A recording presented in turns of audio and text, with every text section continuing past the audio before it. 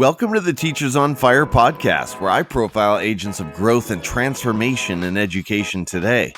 Each guest shares their highs, their lows, their passions, their goals, and the resources that are shaping their thinking and inspiring their practice.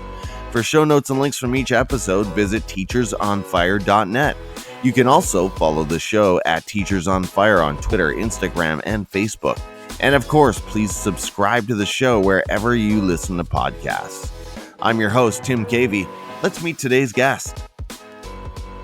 Today, I'm speaking with Kristen Nan. Kristen is currently a third grade teacher from Pittsburgh, Pennsylvania. She's also a blogger, presenter, and award-winning educator for innovative practices.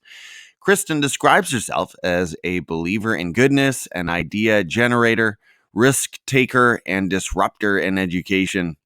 You can follow Kristen on Twitter at nankr1120 and on her blog at kristennan.com.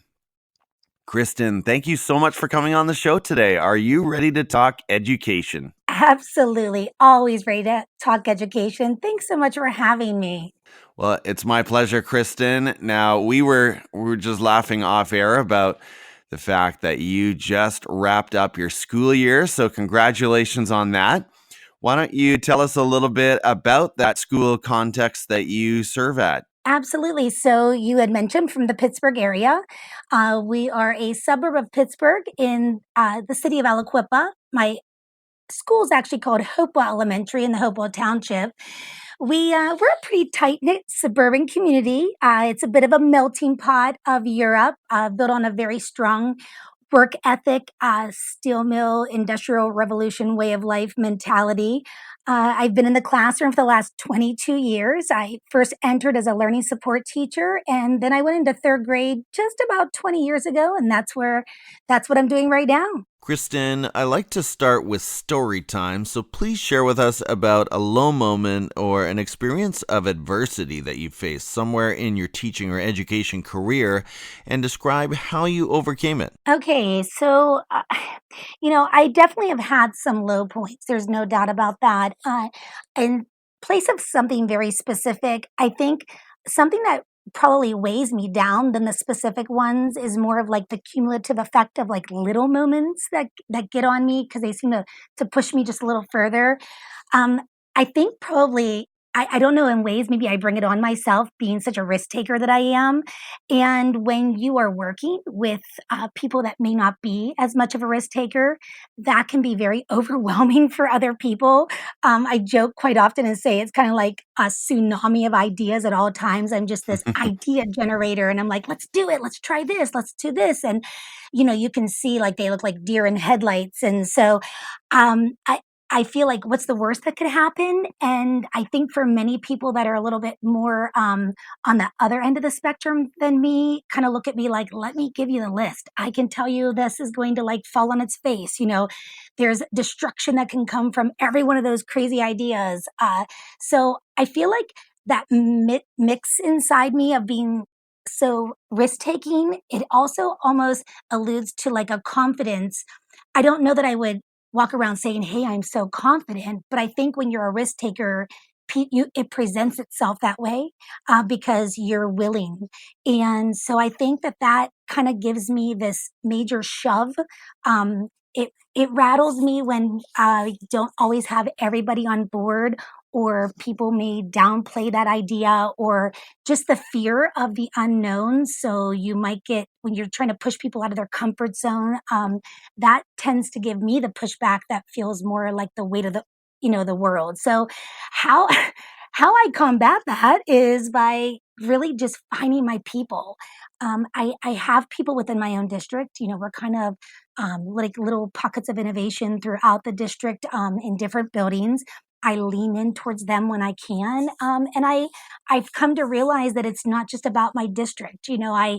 pretty much have blown the walls off of learning for my classroom, for myself by being connected as an educator, globally. So whether that's on Boxer, that's on Twitter, I mean, it's beyond social media. It might even be just Google Hangouts with others. And, I went and bought a webcam for my classroom so I could constantly be in connection with others that are beyond where I'm at. So I think that that support system as a whole has definitely picked me up in some of my very low moments. That's fantastic. And, I feel that tension within myself. I do like to try new things, but I wonder if I would be overwhelmed if I had a teaching partner like you, Kristen, with that tsunami of ideas coming constantly at me, because that other part of me embraces the comfort of, okay, I've got this unit figured out. It worked well. I'm going to repeat it next year. And there's something within us that sort of reaches for that convenience.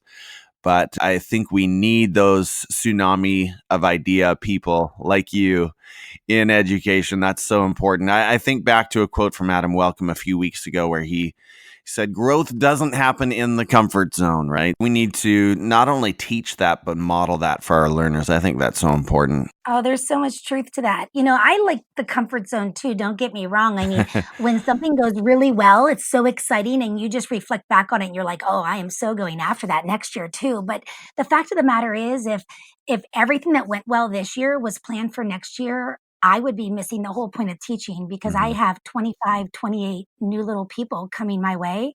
And what I did this year may not be reflective of the voice they have, and I don't know them yet, so until I build that relationship with them, my plans can't even formulate.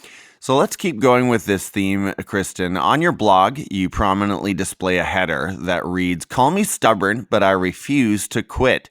True grit is the foundation for success in learning and life." Exploring the dynamics of a successful classroom and how grit is a vital characteristic of student achievement. So, talk about why this learning competency, grit, is such a passion, and maybe share some ideas about how we as educators can build grit into our classroom cultures. Oh, of course. I mean, grit, I think grit just comes to my mind from day one because it's what I needed to have as a child. My my upbringing was it was very colorful in a lot of ways and not always the brightest of colors. So I had to always dig deep, so to speak. So I feel like grit is part of my character. And I feel like in the big picture, that really defines one's character as a whole because it's that courageousness that comes out in each individual. It's about seeing beyond that moment, the bravery to go after it, even when you absolutely think failure could be inevitable. So for my students, they know grit as an acronym, they know it as goal setting, responsibility, imagining excellence over perfection, and a tough mindset to back all of that up. And this, I feel like it's a mix of heart, soul, and mind. When I look at grit as a whole picture, goals are what make us tick. We all need goals, whether they're small and like seemingly unimportant at the moment. They're actually very huge in the end. So they are what propel us forward. They drive us. So whether it's a goal, whether it's you're working independently or you're working with a group, or maybe it could be for a kindergartner tying their shoe versus a third grader being able to run a race.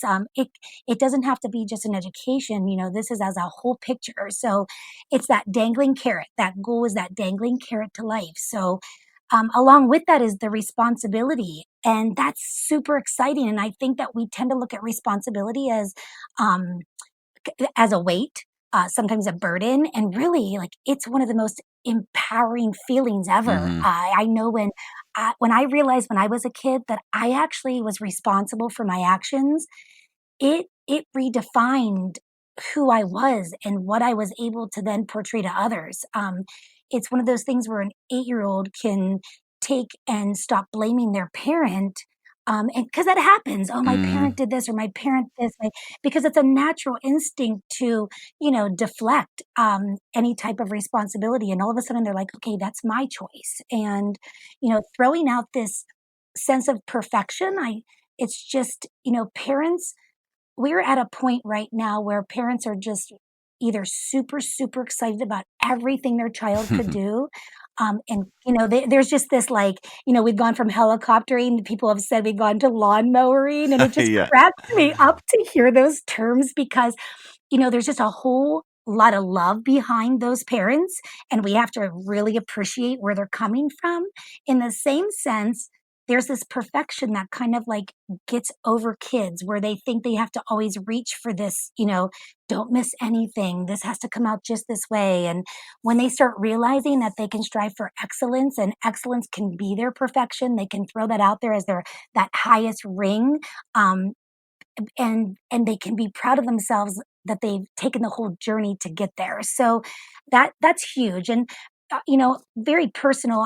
My 16-year-old son Trent, he is clinical OCD. So when you are raising a child with obsessive compulsive disorder, you are always honing in on how do we bring excellence versus perfection, because perfection truly does not exist for us on this earth. So the T goes without any saying. I mean, I think that our children just need to know how to get dirty. They need to dust themselves off. They need to be able to um, have that tough mindset where they can take the responsibility and the empowerment and make them work together. So I think that kind of like just brings it all together in the end. They need to understand that they themselves can create that next step for themselves, even if they're 8 years old, seven. I get 7 year olds. The biggest way to build that grit is to love your people. So it's not like, oh, I just want this for my kids in my classroom.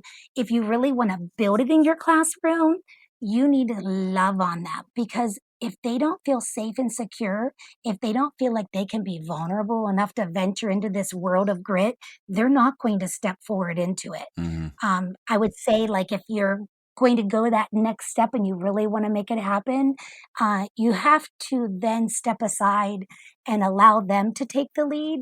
They don't know how to get dirty if they're always coming in clean. So, you have to let them take the helm, and let them take those all those elements and go on that journey for themselves, either independently or together in a collaborative group. Allow for that discomfort, allow for no rescues. Like, they need lifelines beyond us. And so that no rescue moment of when you see them struggling and you want to jump in, I'm not saying don't guide them. I'm not saying that you can't lend them like a little question. Knowing that which kind of questions to lend them, that's big. And just let them figure it out. Let them belabor the own moment for themselves.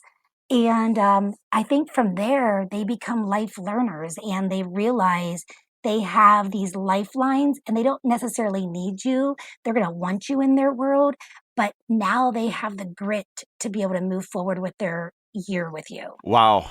Round of applause, Kristen. That was beautifully articulated. There's so many things we can say there, but yes to everything you said. And if we can help students to see failures as just part of that learning journey instead of something that defines them, we have given them a gift for life, right? If they can start to see themselves as moving through those experiences of adversity towards something greater and not being stymied or, again, labeling themselves and sort of saying, oh, I can't do math, I can't do art, or whatever it might be. Right? I want to go back to that acronym that you shared. Is that an Angela Duckworth? And I have not read her book, shame on me, but is that an Angela Duckworth acronym, or is that a Kristen Nan acronym? Well, I guess it comes from all directions. It's kind of crazy, but I've been using True Grit in my classroom for 22 years. Now, 22 Okay. years ago, mind you,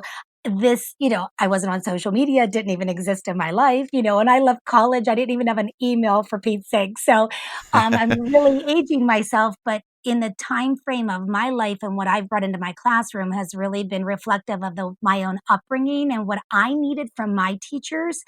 And along the way, I did, as I mentioned, I'm in a pretty traditional area where we really were forbidden to be on social media until about 4 or 5 years ago when my new administration came in. Since then, I have connected with a lot of people that are very much on the same page, as you've mentioned, and so it's quite beautiful to think, "Hey, you know what? I've had something to this. There's been something to what I've been doing for so long." Right. I wasn't just making this stuff up, right? So, I there's the validity to it when you start realizing that you're connecting with people that, truly believe in the same things that you are believing in too. Awesome. So, Kristen, as you look across your PLN and your own practice, what is energizing you about education today? Or as you look back on another school year in the books, what are you celebrating? Oh my goodness, this is, like, so huge for me because I that is me, energy. Like, the excitement of learning something new gets just it just it comes from inside all the time, and yesterday might have been my last day, but today I was already like, "Oh my gosh, I have this idea, like, I need to go see what this is all about." So and it really isn't any one thing, I just love that new apps are always being created. I just mentioned, when I first started teaching, there were no new apps. We didn't even have computers in the classroom. So imagine that. If I were still teaching the way I came into education, like, whoa, I don't even know what would be exciting. But in the meantime, right now I have 6 iPads to share amongst all my students. It's the most exciting connection you could possibly have. The collaboration that can take place over a new app, and new apps are coming out every single day. So the minute I think, hey, I got this, bam, there's another one. It's like, oh, you know what? I'm going to use Book Creator, and then somebody says, "Hey, have you ever tried this?" So it's by the dozens in a week's time, and so that in itself is super exciting for me because I know between what I did this year and what I've reflected on with my practices this year and where I'm going to be at in the fall is going to be a whole new game. And we just did an app smackdown in my class. I was talking with George Curious the one day because he had done this like app smackdown like within the adult realm. And I was like, oh my gosh, I'm like, my students have to do this. And he was like, you have to make it happen. And my kiddos were like back and forth with this because they get comfortable. It's like you said, they get real comfortable in one area. And so then one day I would say to them, you know what, we're not using this one today. Let's try this one. All of a sudden they're like, oh my gosh, this one's fantastic. So we ended the year with this app smackdown and they blew my mind. So I just think like for them too, it kind of goes back to each thing we keep bringing back in, it's modeling it. Mhm. So, modeling that risk taking, modeling the fact that I try apps that I fail with. I don't even have a clue how to do all these apps. It's no wonder it's so intimidating to teachers in the field that have been, that are a little bit, in that same realm with me of it doesn't matter if you're 5 years in or 22 years in, to be quite honest, because it's changing so much. But the fear of the unknown and not being able to take that risk is crazy. But the energy behind it is like, if you allow it in, it blows things up in the most magical way. We had Innovation Day at my middle school yesterday, Kristen, and I sort of led off my workshop by saying, "Hey guys, I'm not 100% sure this is going to work, but here we go." you know, and I think That's the story of my life. if you're okay with that as a teacher, learning really does get fun. I love that you started your workshop off that way because honestly, I think sometimes it can be easy for us to do in front of kids, but when we can get very real with the adults around us and, it's kinda like setting that ego aside for 1 second that I don't need to know everything I'm talking about. Like, if this all goes as planned, this is gonna be fabulous, but by all means, if somebody else wants to jump in and be my lifeline when things go off to the side please do. Yeah. Kristen, how are you looking to grow professionally and improve your practice next year? Can you share a specific professional goal or maybe a project that you're currently focused on? Yes, yes. I actually have a few different things happening right now. When I think about next year, I feel like it does start for me right now. I'm just having conversation with you and being able to reflect on what's going on right now in education and where my year has been and all everybody else that's, trying to up this game in education. I think that I think my A game, so to speak, is always in question, because it truly does rely completely on where I'm at in that place, that time. When something very like specific I'm doing right now is reflecting on the whole year, as I said. What went wrong? What's going on? What can I do to be better? But I feel like sometimes I get so caught up in right now that I don't know if I'm at my best because I might be isolating myself in like just like a big project. So I need to always process and I always need to create some new goals for myself. I'm always in touch with my PLN. I mentioned before, whether it's on Boxer or, just reaching out. I mean, we're to a point now where globally we have each other's phone numbers. So that definitely does create bigger goals for me because they'll drop in and say, "Hey, I'm trying this today." And I'm like, "Oh my gosh, like fear of missing out is happening. I need to make that happen for myself." So all of a sudden I have a new goal. I love reading. I didn't always like it as a child, but it really was because I was told what to read instead of what I was passionate about. Hmm. So I do love books. I have in probably the last 2 years have read, I don't know, at least 50, which is Mm. really for me huge in the big balance of things of life and being a mother and a wife and teacher and all the other things that, I do. So I love to blog, but I've been absent from that in the last month, and I have no regrets. I mean, there are some people who go out and they blog every day or they blog every week, but for me, I had everything from my state assessments to time with my students, time with my own children that needed to wrap the year up on the best note possible. Hmm. Uh, Time is such a value to me that I really knew that I can come back to my blogging and that can be a goal for the summer to get back into it, that much more. I am working on a book right now that will Yay. be coming out. Yay, I know. It's so funny because like the minute you think you're working on a book, all of a sudden, like, oh my gosh, everybody's writing books. It's really the most magical thing ever to be sharing so many ideas and voices. For me, it's coming. We don't have a set date yet. It's through EduMagic, and it will be coming out later on this year. But I'm co-authoring it with my assistant superintendent, Dr. JC Maslick. She and I crossed paths a few years ago when she decided to stop by my room and ask me what I wanted different in education. And honestly, it really just started from there. And the title of our book, All In, Taking a Gamble in Education, reflects where I was at in my practice, pretty much ready to leave it, and where she was coming in and really being a game changer for me. Well, we look forward to that one. I love the title, Thank and you. I'm sure it's going to be packed with a lot of the spirit that we've been hearing in this conversation. Kristen, outside of education, what's another area of learning for you? What is it that ignites your passions when you leave the classroom? What brings you alive as a human being? Okay, so I can only imagine how educators answer this. I don't know if I'm just assuming things, but I feel like I should be giving you some major educational answer, even though it's supposed to be outside of education. I feel like educators as a whole go right back into education, even on their off time. But for me, I am just big on people. I'm big on music. I am very big on laughter. I like taking moments to disconnect myself so that I can reconnect with those passions and just sit back and let that sun hit my face, taking in great friends. I just, I think that that time frame of my life where whether it's a little bit after school or I play music all day in school, so I really don't leave my passions like outside of the classroom, but I do love those conversations.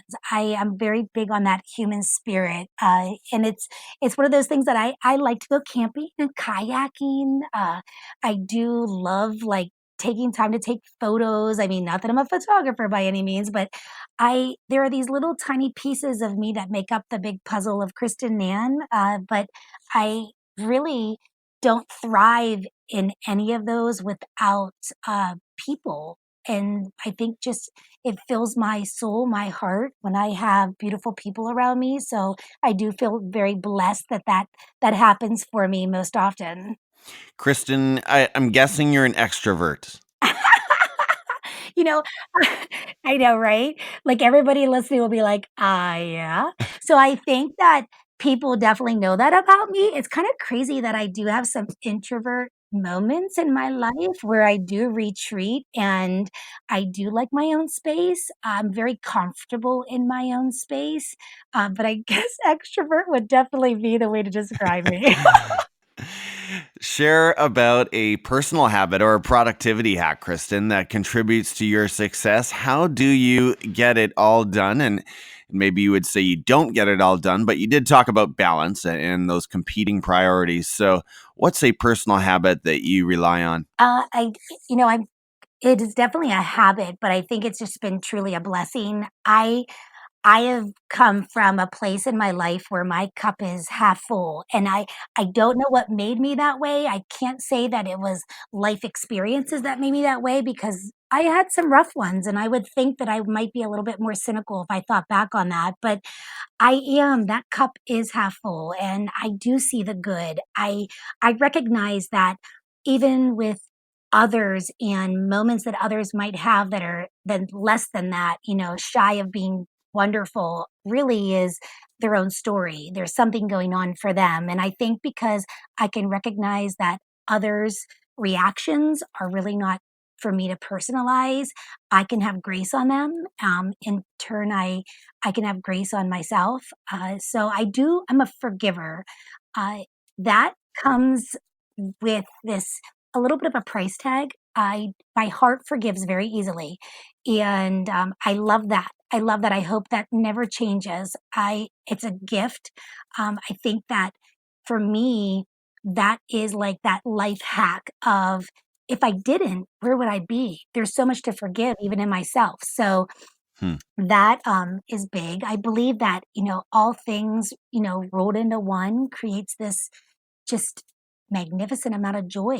And my outlook on life, I think, just is why I find joy in everyday teaching and the people around me. And when I have naysayers that don't believe in maybe where I'm at in education, I feel that it does ruffle my feathers at times, but I can come back the next day and I can smile and I can love on them and try to be the change they may need in their space.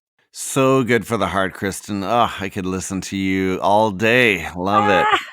All right, Kristen, it is time now for your quick picks, the education voices and resources that are shaping your practice and inspiring your thinking today. So let's start at Twitter. Tell us about someone there that we should follow and share why they've been inspiring you lately. Okay, there's just so many, but if I'm going to bring out one, I'm going to say Bethany Hill. She is a principal in Cabot, Arkansas. She is a true joy to have in your world. I'm so blessed to have her in mine. She's the founder of Joyful Leaders, and she just has this beautiful grace and presence about her that it brings the beauty out in others, whether it's a post, whether she's in a Voxer group, whatever, if she's on a panel, you'll just sense that about her. She's beautiful. Point us to an edtech tool that you currently love using in your classroom or your professional practice. Okay, so over the last few years, I've taken major risks with coding. So I'm definitely that coding girl around others. So my heart, it goes out to things like Ozobot and Scratch and Sphero. But most recently, I have been using Sphero Specdrums in my class. And we did this travel PBL. And so my students were creating music from different places across the globe with the spectrums, and they absolutely loved them. Recommend a book, one that you've been reading lately or one of your all-time faves, and tell us why you recommend it. And you did mention, Kristen, that you read a lot of them. Yes, I could name so many, but let me just start with the summer approaching. I think this is the perfect time for everyone to be reflecting. And Rachelle Post's recent release, it's called In Other Words, Quotes That Push Our Thinking. It is spot on for this time of year and any time of year, but I think this is just a beautiful time to pick it up. Each quote finds its way into your heart, it goes right into your mind, and you actually just come out on the other side thinking about things in a whole new perspective. Kristen, are you a podcast listener? If you are, recommend a podcast that you've got in your deck and tell us why you love it. All right, I am. So my go-to podcast is the Teach Better team, Teach Better podcast with Jeff and Ray. I have to say, my most recent, though, I've dipped into Dr. Sam Fecich's podcast because she spotlights pre-service teachers, and I have a very special place in my heart for going down to where we need to make that change in education. And she's trying to do that not only with this podcast, but more, but she's really amplifying their experiences through it. I have to say that all three that you mentioned are former guests on Teachers on Fire, and I really like those three people. Also, they are just fantastic human beings, so they are on my deck as well. Tell about a YouTube channel that you enjoy, Kristen, and explain why. Okay, so there really are a ton, but if I'm going to tell you most recently, being that I'm going to ISTE, which is my first time ever, I have been on their YouTube channel nonstop because there's just so much to offer. And I just feel like I can't wait to get there and see all the surprises. I don't need to know everything about it, the ins and outs, but like it really is interesting to be able to go on and feel like you're a part of that world and just get a little insight into what I'm heading into in the next month. Kristen, what are the best ways for people to follow you and connect with this energy that you bring? Thanks. You know what? I would love to connect. I've tried to make it as simple as possible. If you go to my website, it's just kristennan.com, nice and simple for you. And pretty much everything else, my Twitter handle, Instagram, they are my last name, Nan, with KR and then 1120. It's just a special number for me because it's actually my anniversary, which will be 20 years coming up this year. So it's one of those things I just try to keep simple. Find Kristen Nan. If you Google me, I'm hoping that the first 10 things that pop up are goodness about my my world. Well, congratulations on 20 years and congratulations on just bringing it in education. I really love that energy, and I've appreciated you for a long time in my PLN on Twitter, Kristen. So thank you for sharing your time with the podcast today. This has been inspiring, and we look forward to that book. Take care and have a wonderful summer. Thank you so much. Take care, and thanks again for having me on. Thanks for joining me today here on the Teachers on Fire podcast. For show notes and links from this episode, visit teachersonfire.net. You can also follow the show at Teachers on Fire on Twitter, Instagram, Facebook, and Medium. And again, please do subscribe to the show wherever you listen to podcasts. Just before we sign off today, I'd like to invite you to leave any questions, suggestions, or feedback in response to anything you hear on the Teachers on Fire podcast in the form of a voice message. Just find Teachers on Fire in the Anchor app on your mobile device. The rest is easy, and it's a great way to make podcasting a little more two-directional. I'll be thrilled to feature your message, and we'll try to include it in an upcoming episode. Next, I'd like to thank all those who encourage and support the podcast on Twitter. At Bettina_Melton recently tweeted, "Doing yard work while binge listening to Teachers on Fire, and wow, how am I just discovering this now? So much inspiration and ideas for things I want to look into. #inspired. And Adam at Reynard_Teach tweeted, "Thank you, Teachers on Fire, for the term imposter syndrome. I had never heard that expression before today, and it makes so much sense. It is something that I struggle with all the time. Thank you." Thank you so much for the encouragement, Bettina and Adam. It is so incredibly motivating to see positive feedback on Twitter from the show. You are the fuel to my fire.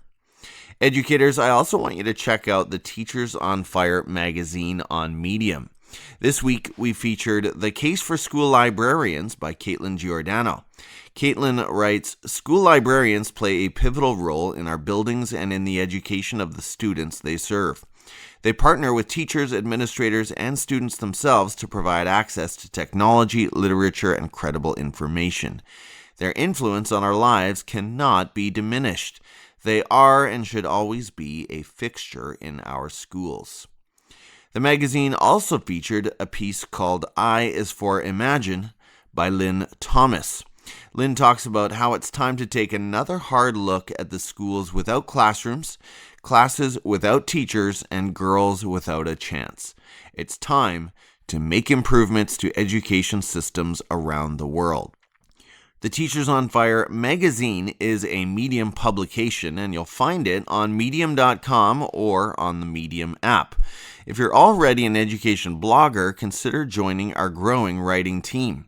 You can continue to publish content on your own blog, and you keep full credit and ownership of your content. Message Teachers on Fire on any social media platform for details. Again, I'm your host, Tim Cavey, and I'm so grateful that you decided to spend some of your day listening to this podcast. I hope that in some way the content you heard today ignited your thinking and inspired your practice, and I'll meet you next week right here on the Teachers on Fire podcast.